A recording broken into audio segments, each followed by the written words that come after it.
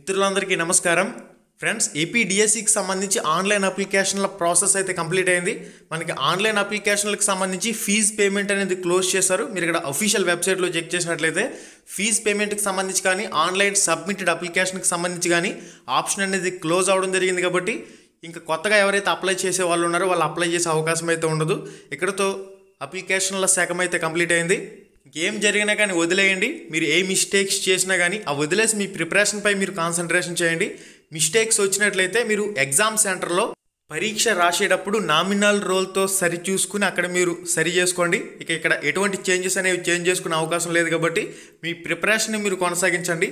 ఇక్కడ candidate login మీద click చేసినట్లయితే క్యాండిడేట్ లాగిన్లో మీ candidate ID, date of birth, captcha code enter చేసుకుని లాగిన్ అయిన తర్వాత మీకు డాష్ బోర్డ్ అయితే ఈ విధంగా ఓపెన్ అవుతుంది.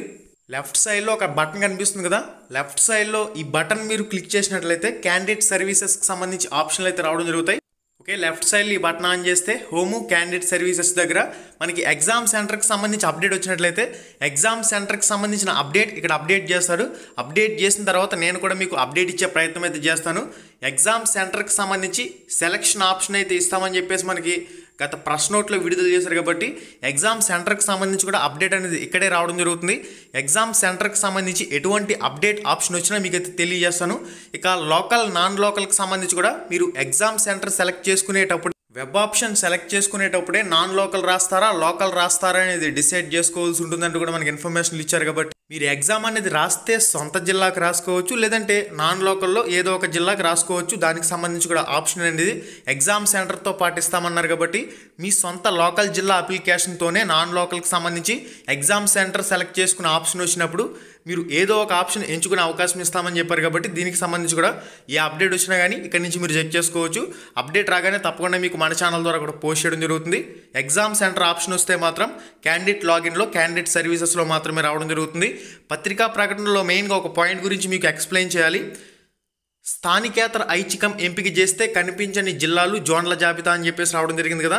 స్థానికేతర అభ్యర్థులు పరీక్ష కేంద్రాలను ఎంపిక చేసుకున్న సమయంలో స్థానికేతర ఓపెన్ ఆప్షన్ ఇవ్వబడును. అప్పుడు అభ్యర్థులు నమోదు చేసుకోవచ్చు. ఓకే, అర్థమైంది కదా.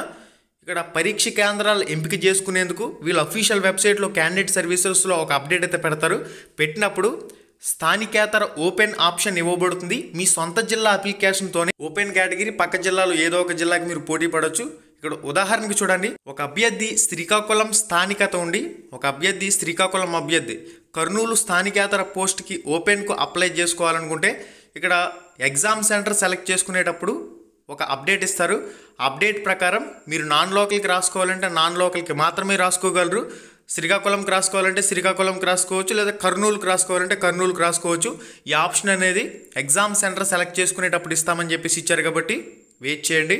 2 జిల్లాల్లో పోటీ పడే అవకాశం ఉండదు. కేవలం రాస్తే నాన్ లోకల్కి రాయాలి లేదా లోకల్కి రాయాలి. 2 ఆప్షన్లు ఇంకేం లేవు. ఇక వదిలేయండి. ఎవరైతే తప్పులు చేశారో, ఎవరైతే మిస్టేక్స్ చేశారో, ఇక ఎడిట్ ఆప్షన్లు కానీ డిలీట్ ఆప్షన్లు కానీ ప్రజెంట్ మనకి వెబ్సైట్లో కనిపించడం లేదు. కాబట్టి వదిలేయండి. దానివల్ల ప్రాబ్లం ఏమి ఉండదు. మీరు హాల్ టికెట్ అయితే వస్తుంది, మీరు ఎగ్జామ్ అయితే రాసుకునే అవకాశం ఉంటుంది. కాబట్టి ఒకవేళ అభ్యర్థి తన పేరులో స్పెల్లింగ్ మిస్టేక్స్ ఉన్న ఎడల అభ్యర్థి తన పరీక్ష కేంద్రంలో నామినల్ రోల్స్ నందు తను సంతకం చేసే సమయంలో తప్పులను సరిచూసుకోవచ్చు అని చెప్పేసి ఇచ్చారు.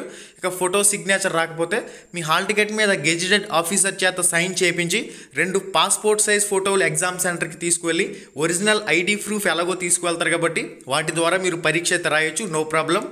ఏపీ డిఎస్సికి సంబంధించి ఆన్లైన్ అప్లికేషన్ల ప్రాసెస్ కంప్లీట్ అయింది. కాబట్టి వెబ్ ఆప్షన్లకు సంబంధించి ఎగ్జామ్ సెంటర్ సెలక్షన్కి సంబంధించి ఇక్కడ మెయిన్గా నాన్ లోకల్ లోకల్ జిల్లా ఆప్షన్ కానివ్వండి, ఇవన్నీ కూడా ఒక అప్డేట్లు ఇచ్చే అవకాశం. ఆ వెబ్ ఆప్షన్లకు సంబంధించి ఇప్పటికైతే అప్డేట్ రాలేదు. వస్తే ఏ విధంగా చెక్ చేసుకోవాలనేది మీకు క్లారిటీగా చూపించాను కదా, వెయిట్ చేయండి.